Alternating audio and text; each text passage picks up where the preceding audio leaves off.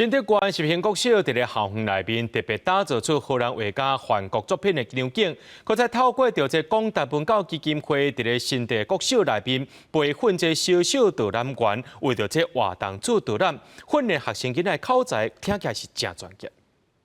这些妇女们真是太可怜了，要背着这么重的煤炭袋，走那么长的路。囡仔小解大家明白梵谷的作品，认真的表情甲专业的内容，一点仔拢无输专业的导览员。这些拢是来自新德县的小学生，透过一学期的学习训练，即马已经是一个小小导览员。我觉得这还蛮有趣的，就可以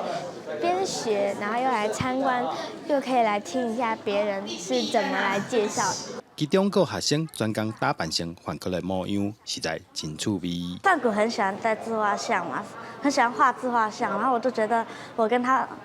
他的人长得有一点像，然后再搭配我今天的衣服，跟他也是偏蓝色的，所以我觉得我这样跟他长得有点像，蛮有自己的特色。有这规划培训课程的文教基金会指出，除了上技术课以外，更有训练学生的口才甲大班的态度。透过囡仔的角度来解说梵谷作品，小朋友可以透过老师有系统的引导，了解梵谷的世界之外呢，我们也培养小朋友成为画作的导览员，让小朋友呢，